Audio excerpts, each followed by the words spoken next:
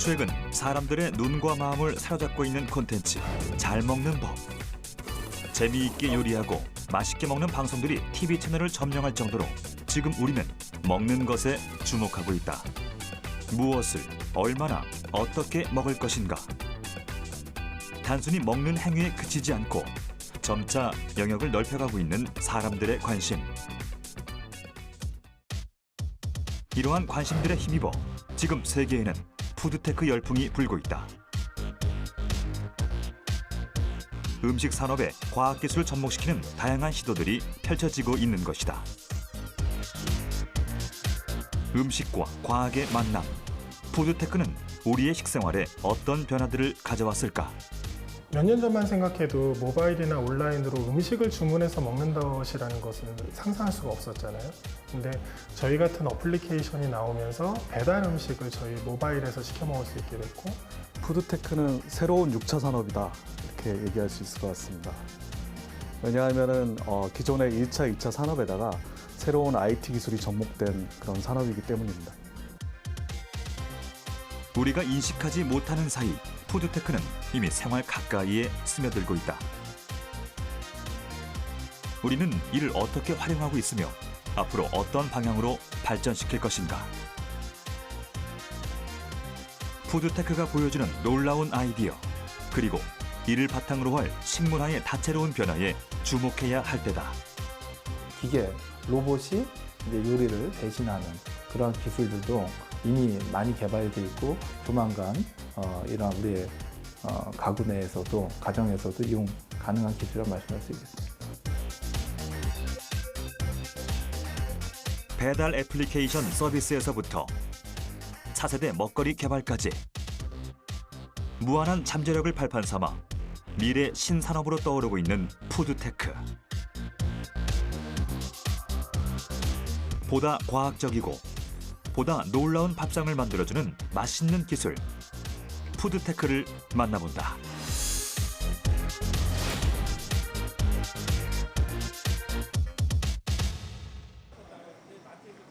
우리나라에는 수많은 외식업체들이 존재한다. 농림축산식품부에 따르면 국내 외식업체의 수는 약 63만 개. 1인 가구와 맞벌이 가족이 증가하고 식생활 습관이 변하면서 국내 외식 시장은 크게 성장했다. 그러나 외식업체의 홍수 속에서 원하는 식당을 찾는 것은 쉽지 않은 일이다. 메뉴 고르는 게 좀 식당마다 좀 다양한 것도 있고 매일매일 좀 이렇게 다른 거 먹고 싶고 그러니까 좀 찾아다니기 좀 번거롭기도 하고, 마땅히 먹어본 곳이 아니기도 하니까 뭐 어떤 맛을 내고 있는지 뭐 어떤 메뉴가 있는지 몰라서 많이 어려움을 겪고 있을 때가 많습니다. 이런 고민은 26살의 대학생 김건영 씨에게도 예외는 아니다. 대학가에서 홀로 자취를 하기 때문에 매끼 마땅한 음식점을 찾는 것이 고역이었던 그에게 최근 고민을 덜어줄 방법이 생겼다. 학교 근처에 맛있고 괜찮은 식당이 있는지 앱으로 알아보고 있었어요. 맨날 학식 먹는 것도 지겹고 그래서 오늘은 맛있는 거 먹으려고요.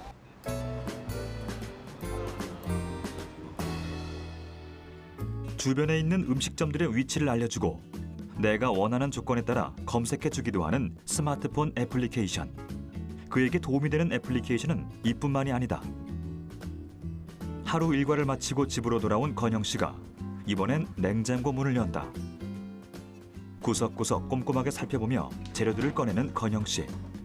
그가 한치의 망설임도 없이 재료들을 선택할 수 있는 데는 이유가 있다.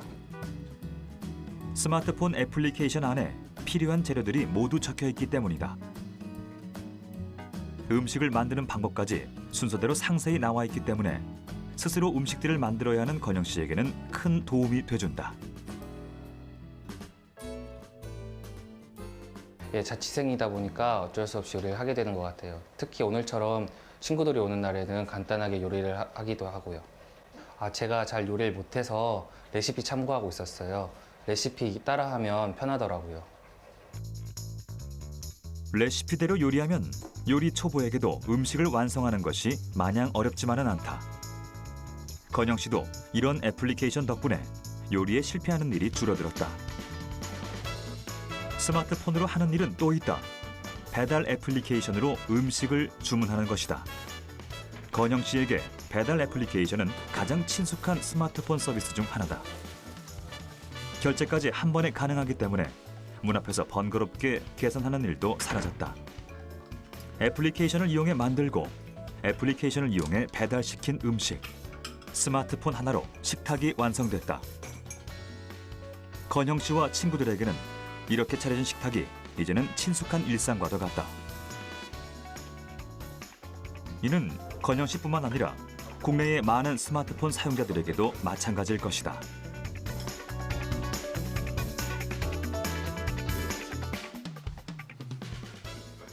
주변의 음식점을 검색하고 요리에 맞는 레시피를 참고하고 음식을 간편하게 배달시키는 이 모든 일들을 하나로 묶을 수 있는 단어가 있다. 푸드테크다. 최근 매체를 통해 자주 접할 수 있는 단어 푸드테크. 생겨난 지 얼마 되지 않아 아직 낯선 개념이지만 우리가 자연스럽게 해오고 있는 일들이 전부 푸드테크에 해당된다. 푸드테크는 푸드하고 테크에 결합된 그런 용어라고 볼 수가 있는데요. 음식의 그런 생산부터 유통, 소비, 판매 이런 전 과정에 걸쳐서 IT 기술이 접목된 새로운 그런 형태의 그런 산업이라고 볼 수가 있겠습니다. 아무래도 이제 그 스마트폰 보급이 확산되면서 모바일 시대가 왔고요. 모바일을 통해서 이제 O2O라고 해서 온라인과 오프라인이 결합되는 그런 서비스들이 속속 등장을 했습니다. 그러면서 이제 온디맨드 서비스라고 하는 쉽게 음식 같은 거를 배달시켜서 먹고 이런 서비스가 발전하면서 이제 푸드테크가 관심을 받게 되었습니다. 푸드테크는 여러 가지 분야로 나뉜다. 배달 애플리케이션 서비스, 음식점 추천 및 예약 대행 서비스, 맞춤형 레시피나 푸드 빅데이터를 제공하는 요리 정보 서비스와 모바일 식권 서비스까지 푸드테크의 영역은 무척 다양하다. 최근엔 정보통신 기술의 발전과 함께 더욱 놀라운 성장세를 보이고 있다. 사물 인터넷은 물론 로봇과 같은 첨단 기술과의 결합도 이뤄지고 있는 푸드테크. 더욱 중요한 것은 푸드테크가 우리의 생활과 밀접한 식문화를 바탕으로 발전하기 때문에 소비자들의 관심도 지속적일 것이란 사실이다. 푸드테크 산업에 우리나라뿐 아니라 전 세계가 앞다투어 뛰어들고 있는 이유는 이처럼 푸드테크가 가지고 있는 무한한 성장 가능성에 주목했기 때문이다. 국내 그 식품 시장 규모가 한 160조 정도 되는데요. 그 중에 이제 절반 정도가 이제 가공이고, 그다음에 절반 정도가 이제 외식 쪽입니다. 물론 1차 산업, 우리가 이제 농업, 임업, 축산업, 수산업들이 전부 식품 분야에 또 포함이 되기 때문에 그것까지 포함하면 200조 이상의 큰 시장입니다. 근데 거기에 어떤 분야도 사실 푸드텍이 없는 분야는 없어요. 어떤 그 농축산물의 생산부터 해서 그거를 유통하고 실제 소비자까지 오는 과정의 전 과정에 있어서 이런 푸드테크가 결합된 새로운 형태의 그런 서비스가 등장할 것 같고요. 또 앞으로는 좀 더 이제 이런 다양한 데이터를 활용한 빅데이터나 이런 걸 활용한 이제 새로운 그런 서비스 같은 것들이 등장할 것 같고요. 또 이제 미래 먹거리에 관련된 그런 그 새로운 식품을 개발하는 그런 사업들도 이제 활성화될 것으로 기대하고 있습니다. 그렇다면 현재 우리나라에서 가장 발전하고 있는 푸드테크 분야는 무엇일까? 바로 음식 배달 애플리케이션 서비스다. 2015년 한 해 동안 배달 애플리케이션을 이용한 거래 금액은 약 2조 원에 육박했다. 2011년의 1조 원보다 2배 가까이 늘어난 금액. 배달 음식 시장 전체 매출액이 약 10조 원이었던 것을 고려하면 시장의 20%가량을 배달 애플리케이션이 대체한 것이다.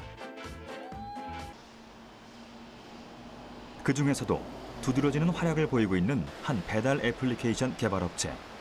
이들의 애플리케이션은 현재 배달 대행 서비스로까지 진화했다.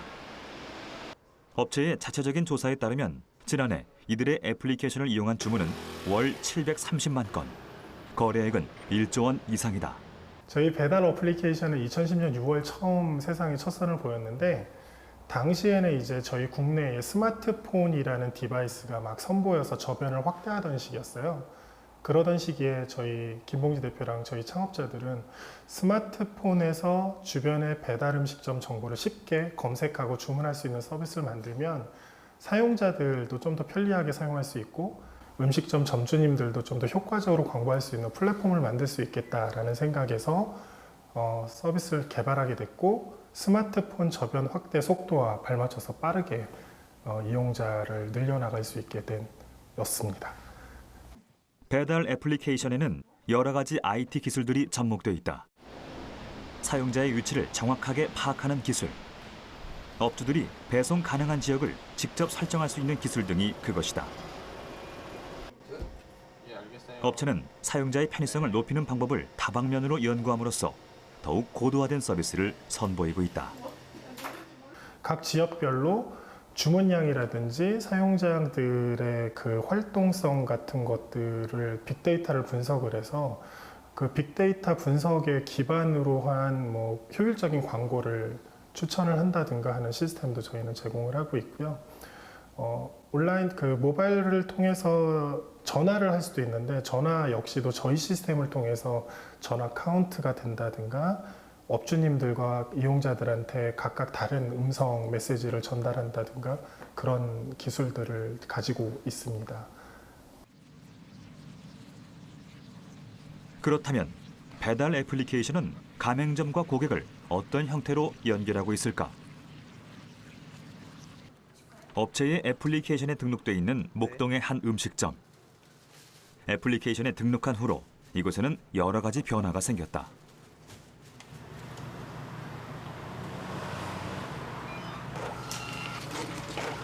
마치 영수증을 발급하는 것 같지만 기계에서 나오는 이 종이는 주문서다. 전화 주문을 받을 경우 주문 내역을 손으로 직접 적어야 했다면 애플리케이션을 통한 주문에서는 그런 번거로움이 사라졌다.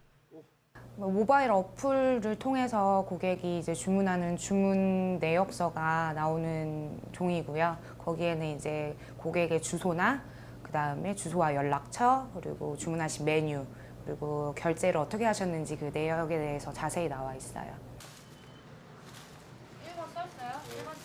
최근에 배달 애플리케이션들은 결제 서비스까지 접목시켰다. 주문과 결제가 한 번에 이뤄진다는 편리함은 배달 애플리케이션 사용자가 급증하는 원인이 됐다. 결제 시스템에 도움을 받는 것은 음식점도 마찬가지다.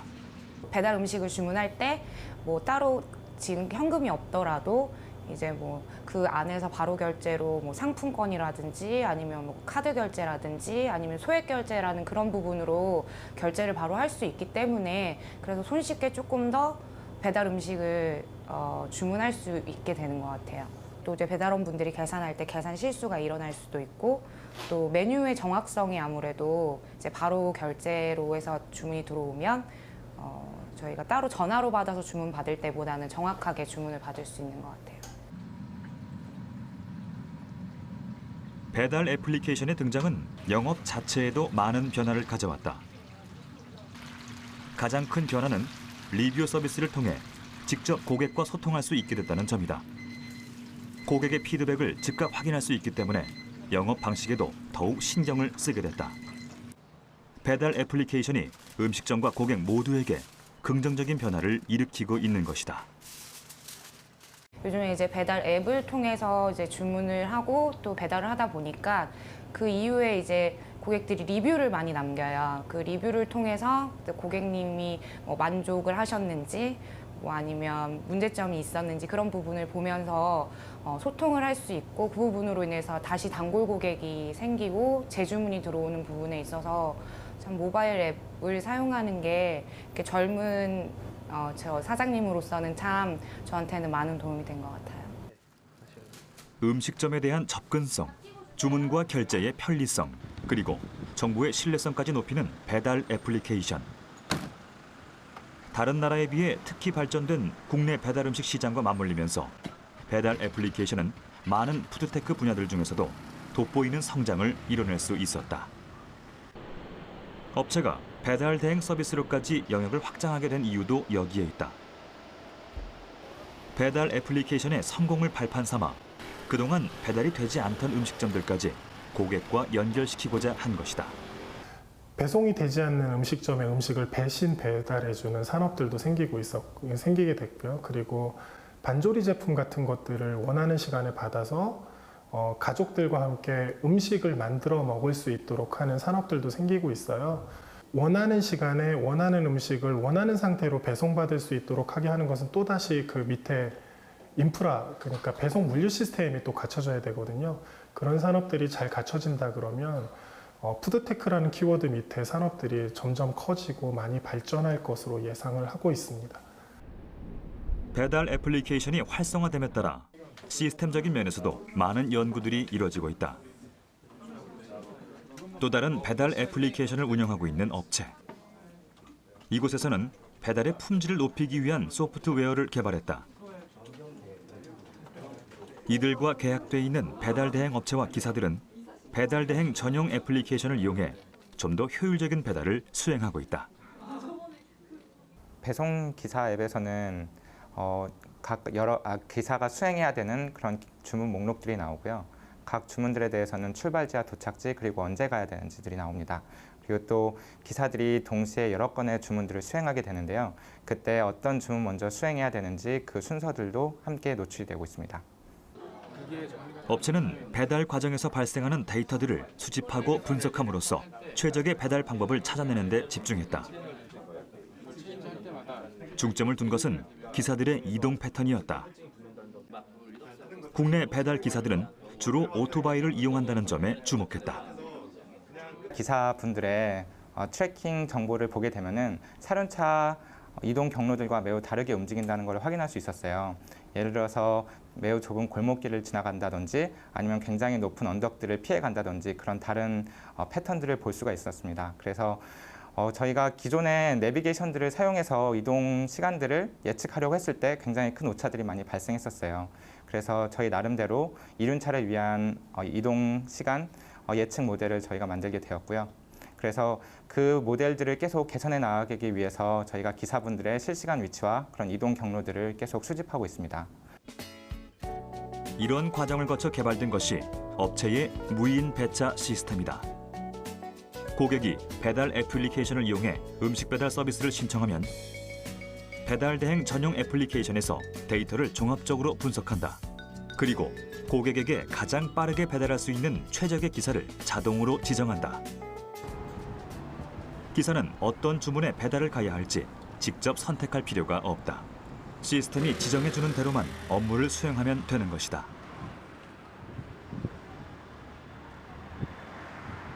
커피 같은 경우에는 20분 정도의 배달이 돼도 늦었다라고 생각하는 고객분들이 있으세요. 반면에 찜닭 같은 경우에는 40분 안에만 배달이 돼도 빨리 왔다라고 생각하는 고객분들이 계시고요.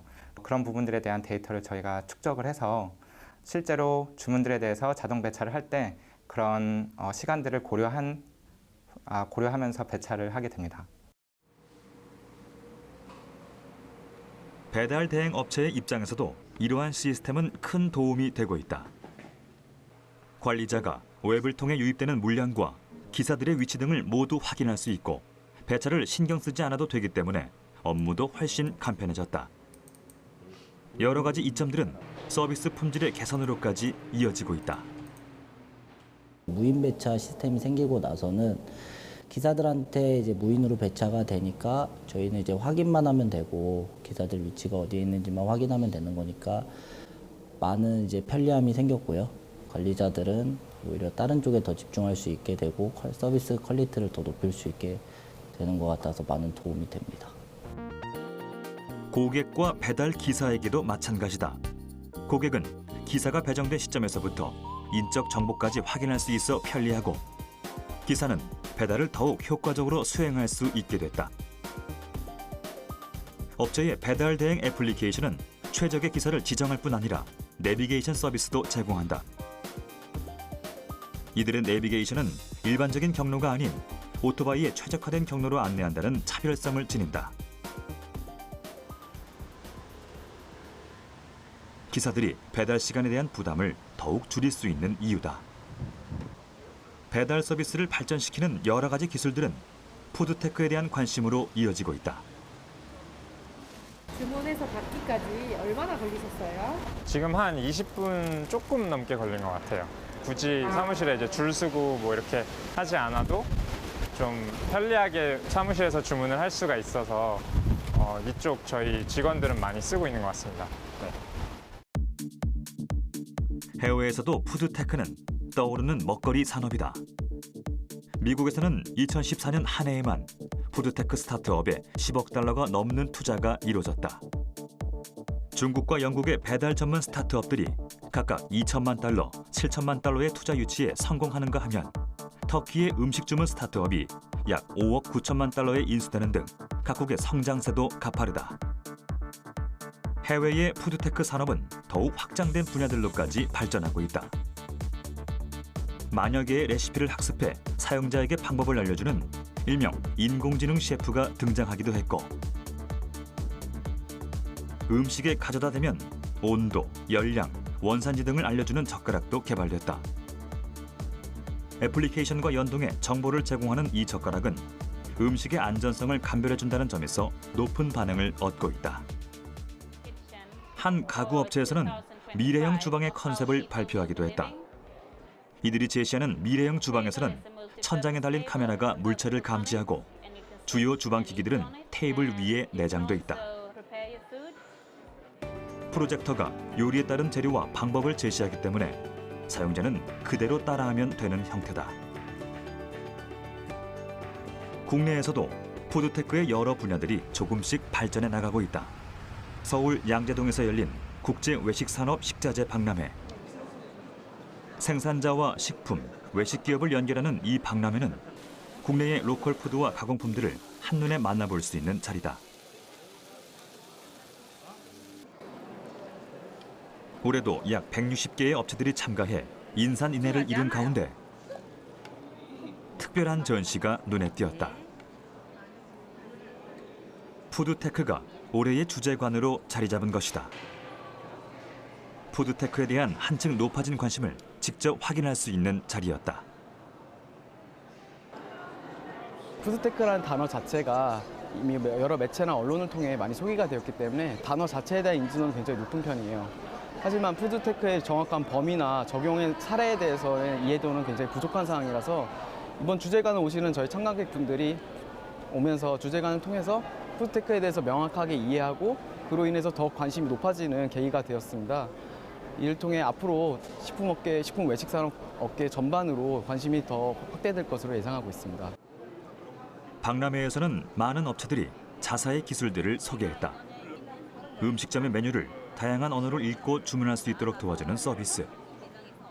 야모와 같은 이런 메뉴판을 저희 서비스를 통해서 내가 어떤 메뉴를 먹어야 할지 사진, 그리고 그 밑에 태그 기반의 설명을 통해 자기 언어의 설명을 통해서 메뉴를 선택을 하고 더 나아가서 주문을 더 편리하게 할 수 있는 그런 모바일 서비스인 거죠.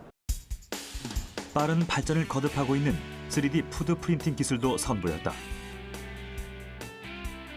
국내에서는 초콜릿 전용 3D 프린터가 개발됐고 외국에서는 3D 프린터로 만든 음식을 판매하는 레스토랑까지 등장할 예정이다. 식량 문제를 해결할 수 있는 중요한 기술로서 푸드 프린터가 반드시 기능을 할 것이라 보고 있고요. 그뿐만 아니라 외식 산업들이 계속 다양해지고 변화가 빠르지 않습니까? 조금씩 더 이제 사람들은 자기가 원하는 음식들을 원하고 싶어 할 건데 그런 부분들을 바로 충족해 줄 수 있는 기술로서 푸드 프린터가 기능을 할 것이라고 봅니다. 전시에서 특히 눈길을 끈 것은 한편에 자리한 식물들이었다. 업체에서 개발한 식물 공장은 과학기술로 탄생한 농작물 생산 시스템. 이처럼 농업의 IT 기술을 접목시킨 팜테크는 세계가 주목하는 푸드테크 분야다. 식물 생산이 어려운 환경에서 깨끗한 식물, 식재료를 공급할 수 있는 시스템을 생각하게 되어 관심을 갖고 연구하게 되었습니다. 식물 공장을 개발하고 있는 업체의 연구실을 찾았다. 이 공간이 바로 식물 공장의 모든 기술들이 발전되고 있는 곳이다. 식물 공장이란 식물에게 필요한 환경 요소를 인공적으로 제어함으로써 식물이 외부의 영향을 받지 않고 건강하게 자랄 수 있도록 만든 시스템을 말한다.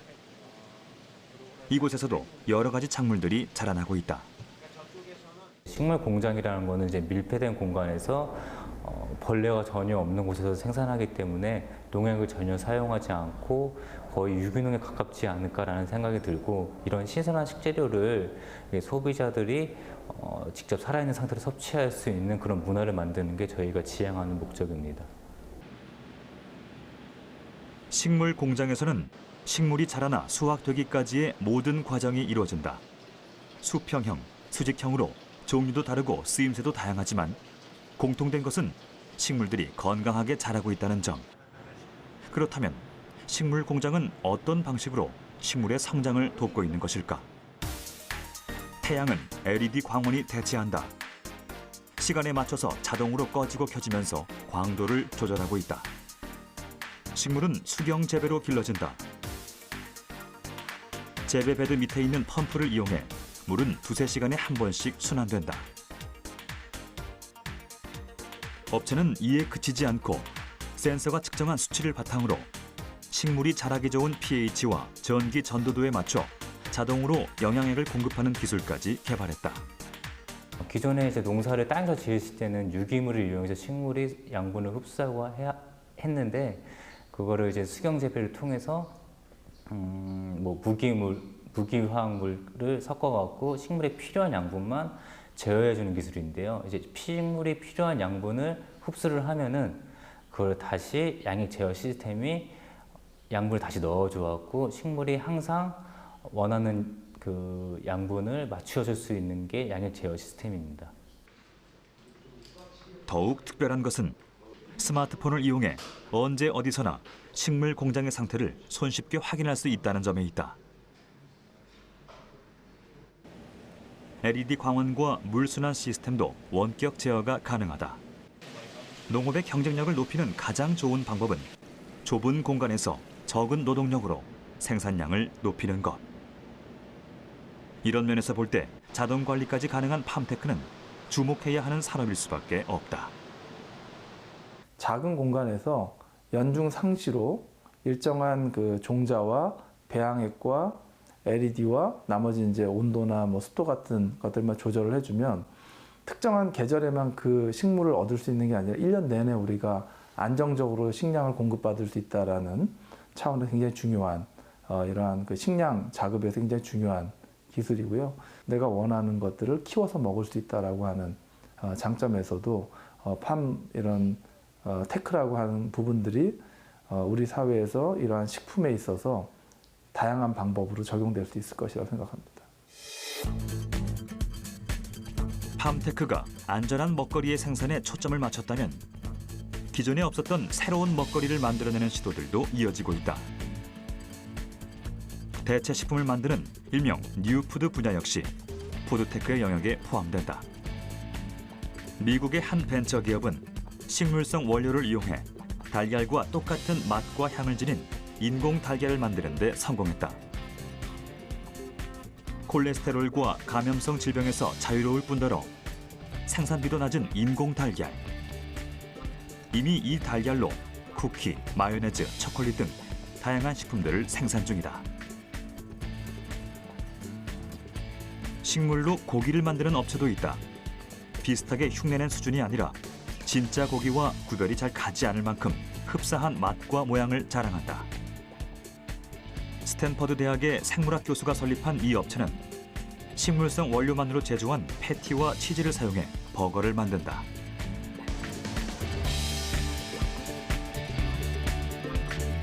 또 다른 업체 역시 콩과 채소만으로 가짜 닭고기와 소고기를 탄생시켰다.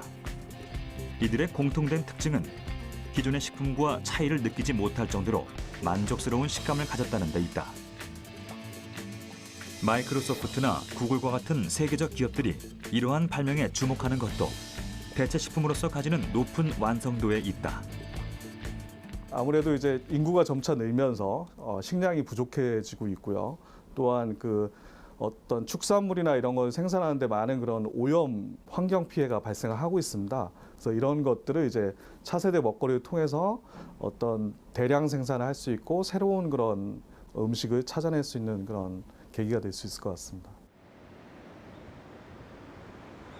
그렇다면 우리나라에서는 어떤 연구들이 이루어지고 있을까? 국내에서는 새로운 음식을 만들려는 시도가 아직 많지는 않다. 그러나 젊은 아이디어로 뭉친 한 스타트업이 그 중심에서 도전을 펼쳐가고 있다. 이들이 만들고 있는 음식은 한 끼 식사를 완벽하게 대체할 수 있는 식사 대용 간편식품이다. 물과 혼합해 먹는 분말 형태로 필요로 하는 영양소가 모두 들어있다.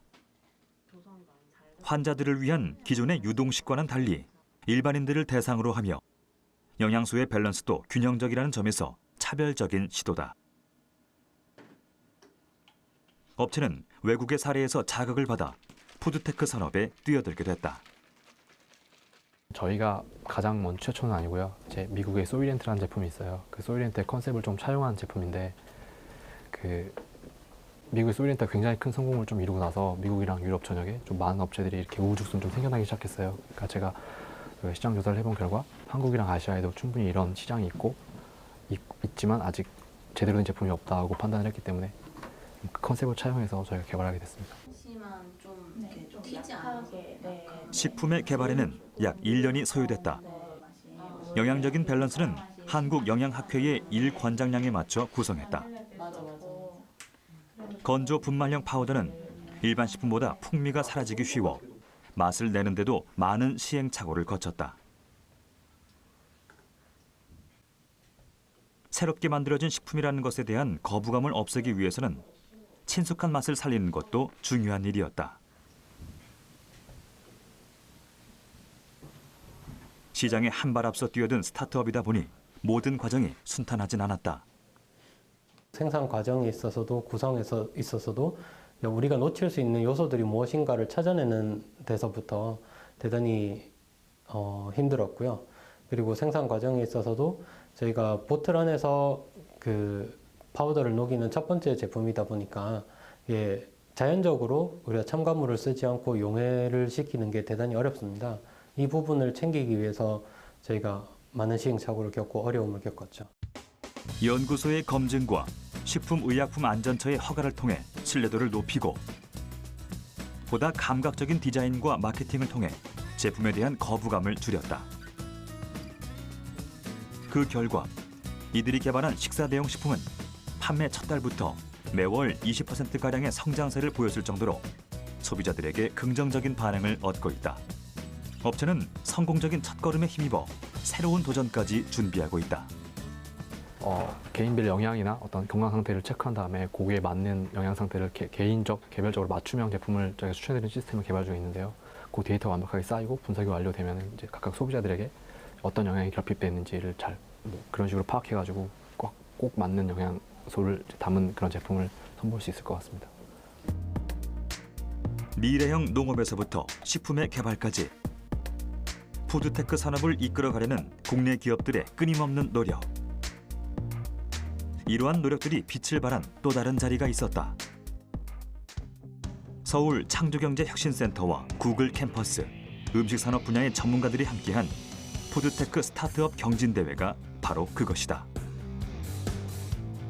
국내에서 처음으로 시도된 이 대회는 한 달간의 접수와 전문 심사위원단의 심사를 거쳐 최종 수상자들을 결정했다. 다양한 국적의 사람들이 참여해 만들어 나가는 소셜 다이닝 레시피 플랫폼. 식품의 구성 정보들을 정리해 제공함으로써 소비자의 식품 섭취에 도움을 주는 서비스.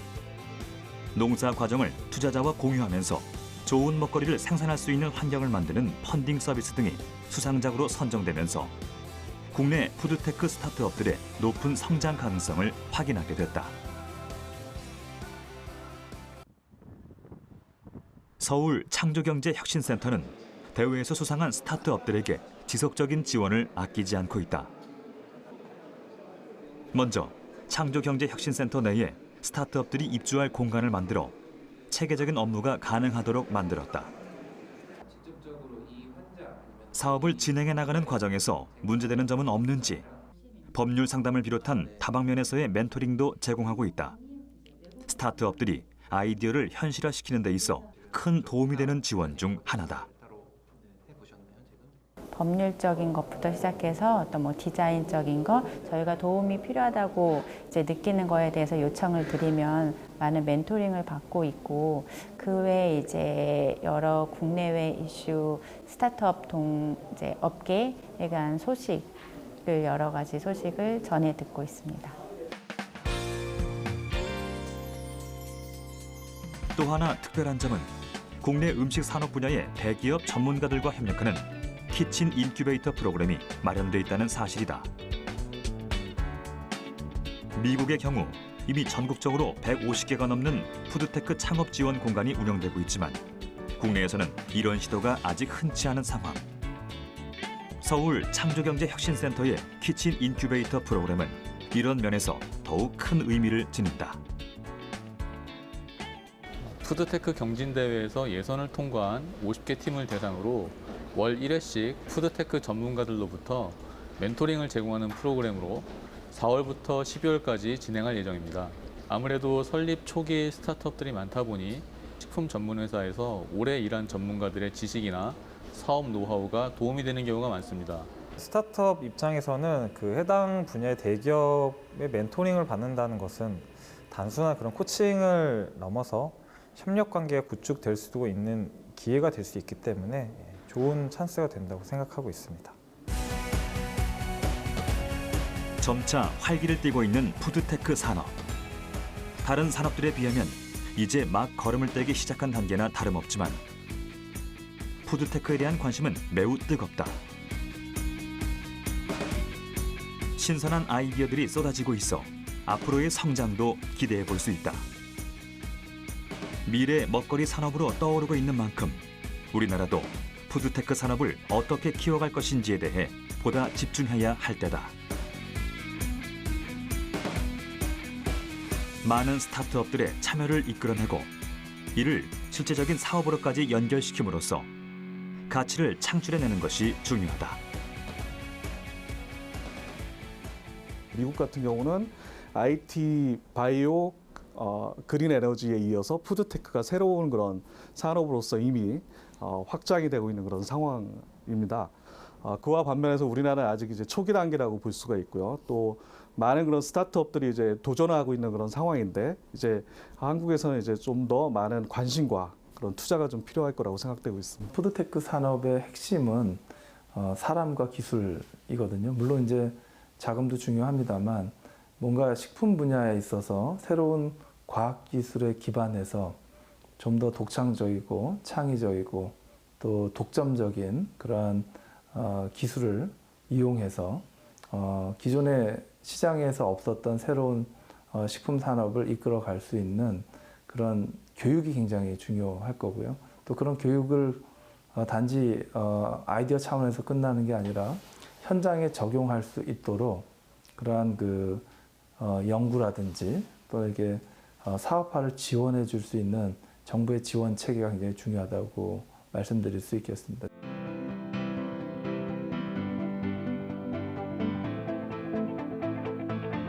음식과 과학의 만남 푸드테크.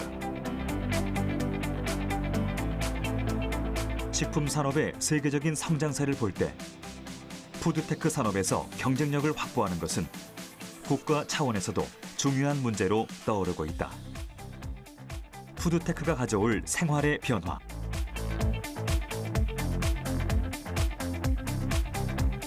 참신한 아이디어로 세상을 놀라게 할 맛있는 도전은 앞으로도 계속될 것이다.